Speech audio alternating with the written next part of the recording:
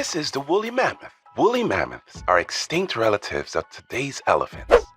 We can't hear you! They lived in the last ice age. Oh, sorry. Hi, friends. Sorry about that.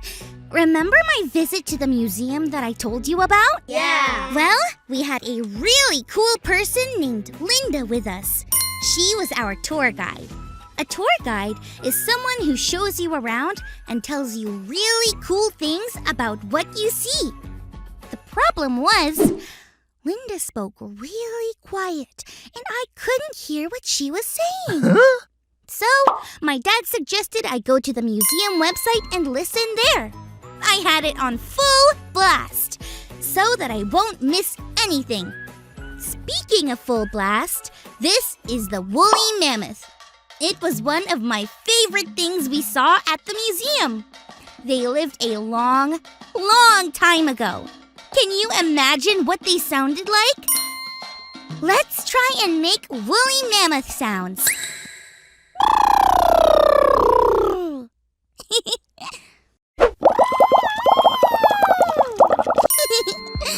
Woolly mammoths aren't around anymore, so we can't actually hear them, though it's fun to imagine.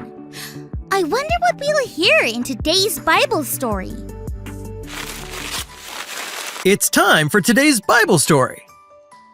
John was doing the job that God had sent him to do. He was baptizing people in the river and getting them ready to see Jesus. And then one day, Jesus was there at the river. He had come to be baptized too. John couldn't believe it. Jesus was God's son. He didn't do anything wrong ever. Why did he need to be baptized? But Jesus said that it had to be done. So, John baptized Jesus. He put him under the water and brought him back up. When he did this, the sky opened. God's Spirit came down as a kind of bird called a dove. And then God spoke. God said that Jesus was God's son, who God loved, and that Jesus made God very happy. John had been telling everyone the very same thing about Jesus, but now they heard it from God's very own voice, because we can hear God's voice if we listen. Whales are mammals just like us. They breathe air just like we do, but they breathe through blowholes on the top of their heads. Wow! I missed so much by not being able to hear Linda the tour guide at the museum. I'm really glad I had a different way of hearing all about the cool things I saw there.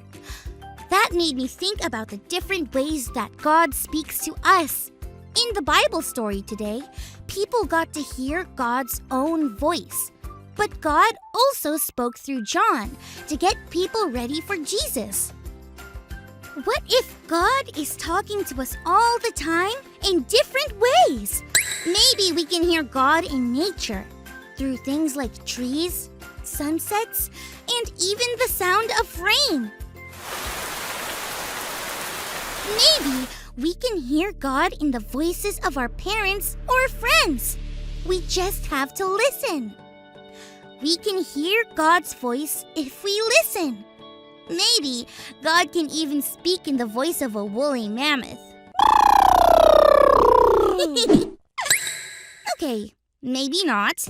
Either way, it's still fun to practice our woolly mammoth voice.